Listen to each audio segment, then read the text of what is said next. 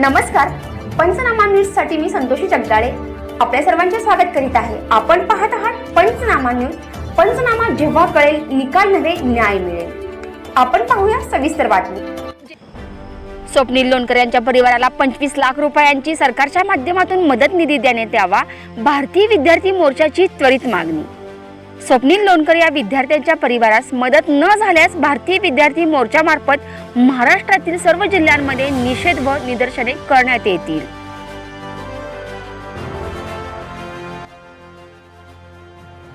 एक अतिशय दुःखद बातमी आपल्या सर्वांपर्यंत आलेली आहे।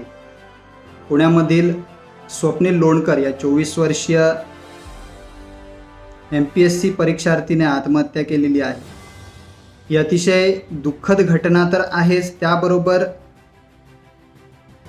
खूप गंभीर गोष्ट देखील आहे की एकेकाळी शेतकरी आत्महत्या करत होते, त्यानंतर खचलेला करता कमवता व्यक्ती हा आत्महत्या करायला लागला, त्याच्यानंतर नापास झालेले विद्यार्थी आत्महत्या करायला लागले।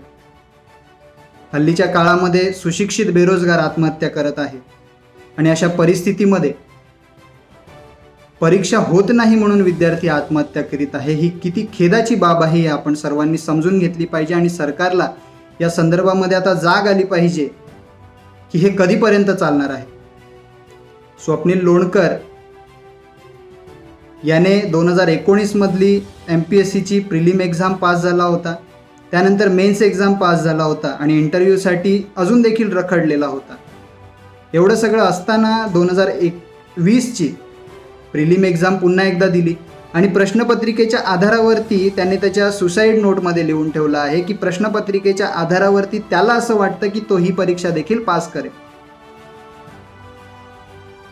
म्हणजे सध्या विद्यार्थ्याकडे मेरिट आहे, पण सध्या सरकार त्यांना संधी उपलब्ध करून देत नाहीये। 9 विभागाच्या 43 जाहिराती सरकारने अशा काढलेल्या आहेत ज्याच्या भरती आजपर्यंत झालेल्या नाहीत।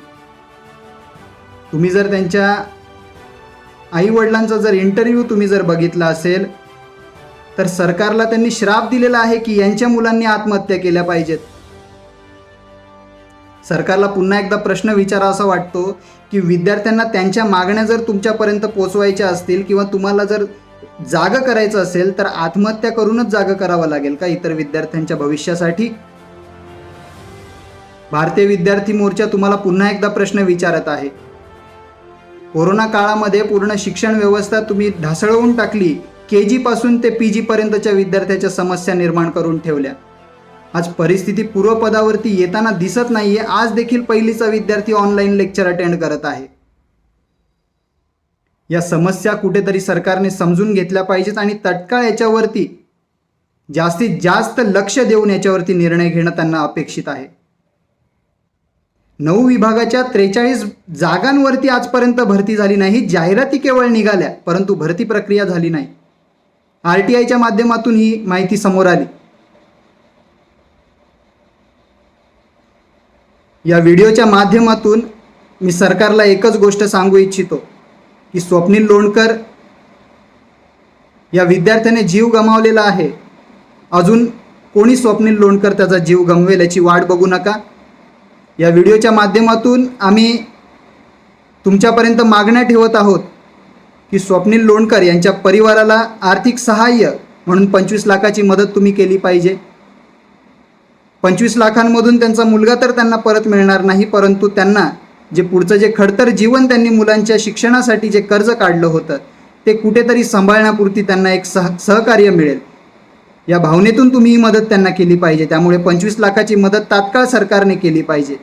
सोबतच परिवारातील एका व्यक्तीला सरकारी नोकरी त्यांनी दिली पाहिजे अशी मागणी भारतीय विद्यार्थी मोर्चा करत आहे। ज्या विषयाला घेऊन स्वप्नील लोणकर यांनी आत्महत्या केलेली आहे तो विषय लवकरात लवकर सरकारने निर्णय लावला पाहिजे, जेणेकरून इतर कुठल्या विद्यार्थ्याला आत्महत्या करण्याची वेळ येणार नाही। आणि KG पासून ते PG पर्यंतच्या विद्यार्थ्यांना ज्या काही समस्या आजच्या घडीला येत आहेत या सर्व समस्यांना लक्षात घेऊन या सर्व समस्यांवरती निर्णय लवकर घेतला पाहिजे आणि या सोडवल्या पाहिजेत। पालकांच्या वेगळ्या समस्या आहेत विद्यार्थ्यांच्या शिक्षणांना घेऊन, विद्यार्थ्यांच्या वेगळ्या समस्या आहेत त्यांच्या शिक्षणाला घेऊन, त्याच्यामुळे प्रत्येक जण खचलेला आहे। विद्यार्थ्यांच्या संयमाचा अंत बघू नका. जर या मागण्या ज्या भारतीय विद्यार्थी मोर्चाच्या माध्यमातून केल्या जात आहेत, या मागण्या जर सरकार पूर्ण करण्यास अपयश ठरत असेल, तर या व्हिडिओच्या माध्यमातून मी त्यांना सांगू इच्छितो की विद्यार्थ्यांच्या संयमाचा अंत बघू नका, अन्यथा महाराष्ट्रातील 36 जिल्ह्यांमध्ये आंदोलन करून तुमचा निषेध केला जाईल. याची तुम्ही गंभीरतेने याचा विचार केला पाहिजे आणि या आंदोलनाला सर्वस्वी जबाबदार सरकार राहील अशी मी माहिती या व्हिडिओच्या माध्यमातून देतो. आम्ही स्वप्नील लोणकर यांच्या परिवाराच्या दुःखामध्ये सहभागी आहोत. भारतीय विद्यार्थी मोर्चा त्यांच्या परिवाराच्या दुःखात सहभागी आहे आणि सरकारला या व्हिडिओच्या माध्यमातून शेवटची अपील करतो की भरती जाहिरात काढणं आणि भरती करवून घेणं या दोन्ही वेगवेगळ्या गोष्टी असतात. आपण याकडे लक्ष दिलं पाहिजे. आम्हाला इतर कोणत्याही विद्यार्थ्याची आत्महत्या बघायची नाही आहे आणि तुम्ही देखील ती करवून आणू नका अशीच मी तुमच्याकडनं आशा आणि अपेक्षा करतो. आणि पुन्हा एकदा तुमच्याकडे मागणी करतो की स्वप्नील लोणकर यांच्या परिवाराला आर्थिक सहाय्य 25 लाख रुपये आणि त्यांच्या कुटुंबातील एका व्यक्तीला नोकरी हे देणं आपलं काम आहे आणि ते आपण दिलं पाहिजे अशी मी तुमच्याकडनं अपेक्षा करतो. धन्यवाद.